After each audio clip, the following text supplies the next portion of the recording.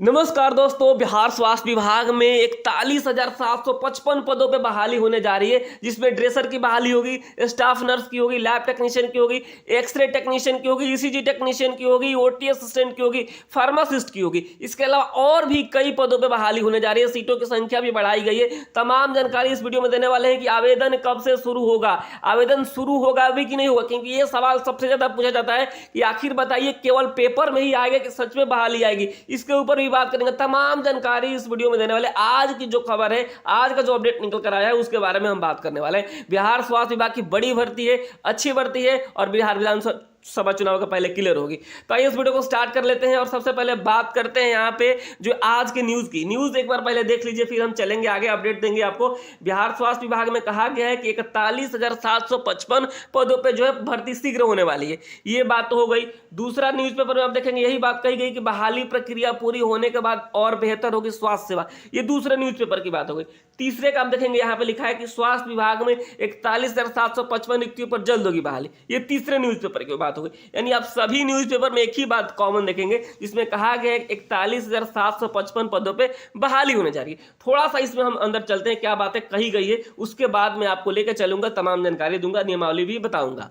यहाँ पे देखिए जो है स्वास्थ्य विभाग में 41,755 रिक्त पदों पर जो है शीघ्र बहाली होगी। इस संबंध में कहा गया है कि नियुक्ति करने वाली संस्थाओं को अधियाचना भेजी जा चुकी है। देखिए सबसे लास्ट पॉइंट होता है अधियाचना भेजा जाना, यानी जिसको बहाली कराना है। अगर मान लीजिए बिहार स्वास्थ्य विभाग में बहुत सारे पदों पर जो है बीटीएससी बहाली कराएगी, तो बीटीएससी को अधियाचना भेजी जा चुकी है। जिसमें आप बात करेंगे ड्रेसर की, तो ड्रेसर के 3,300 प्लस जो है सीटें भेजा गया है।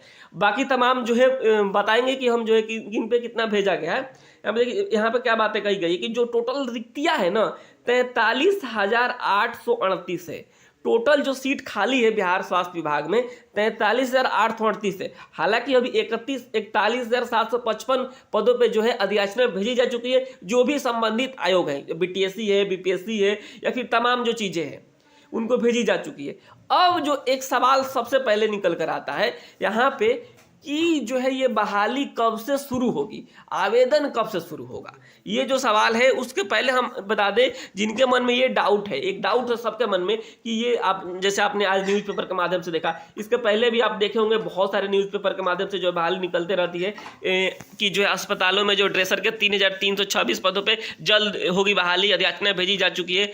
इसके पहले कुछ दिन पहले यहाँ पे लिखा गया था, न्यूज़पेपर के माध्यम से आया हुआ था, जिसमें कहा गया था कि जो है लैब टेक्नीशियन के जो है 2,969, फार्मासिस्ट के 24 से 73, यहाँ पे ईसीजी के जो है 242, एक्सरे टेक्नीशियन के 1232, शल्य कक्ष सहायक के ओटी असिस्टेंट के 16 से 83, ट्रेसर के 3,326 पदों पे बहाली होने जा रही है। ये बातें पहले ही कहा गया है। और साथ ही साथ कहा गया है कि 7,903 जो है स्टाफ नर्स की बहाली होगी। इसके लिए अधियाचना भेजी जाने की बात कही गई थी।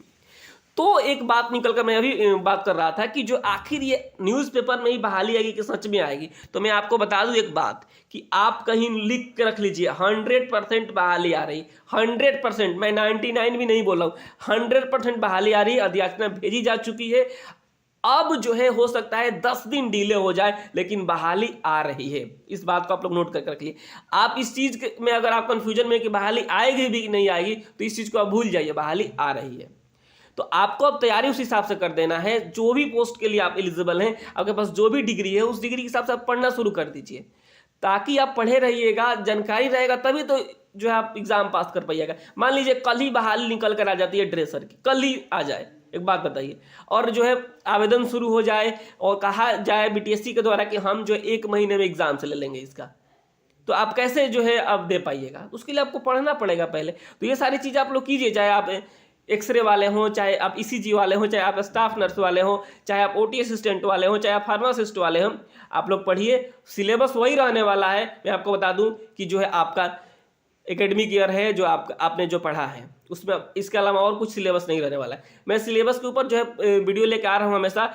अभी मैंने हाल ही में ड्रेसर के लिए सिलेबस बनाया था, उसके अलावा मैंने फार्मासिस्ट के बारे में बताया है।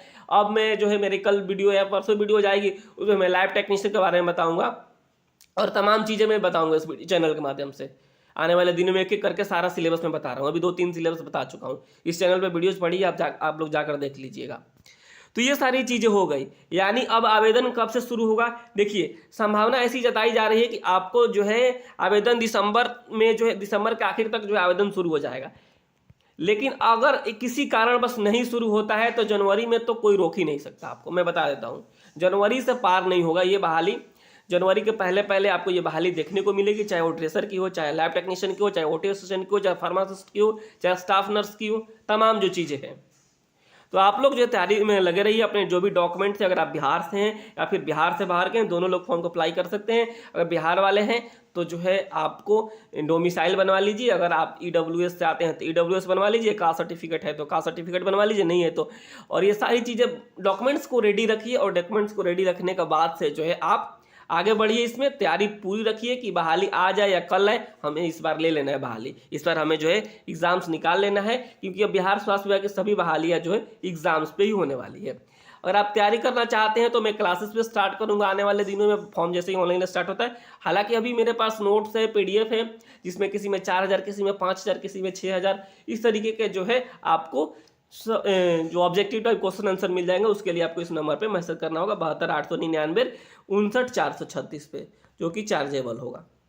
देखिए, बहाली तो आने ही आनी है, ऐसा नहीं है कि बहाली नहीं आनी है। मैं इसी बात को मैं रिपीट कर रहा हूँ फिर से कि बहाली आएगी, ये आप लोग नोट करके रख लीजिए। 100% बहाली आएगी। आज नहीं आएगी, कल आएगी, कल नहीं परसों आएगी, लेकिन बहाली आएगी। तो इसलिए आप लोग तैयारी कीजिए, अपने डॉक्यूमेंट्स को बनवा के रखिए। और जो लोग बिहार से नहीं हैं, अगर आप बिहार में जॉब चाहते हैं, अगर आप मान लीजिए फार्मासिस्ट वाले हैं तो आपको बिहार फार्मेसी काउंसिल से रजिस्ट्रेशन होना चाहिए। स्टाफ नर्स वाले हैं तो आपको BNRC से रजिस्ट्रेशन होना चाहिए।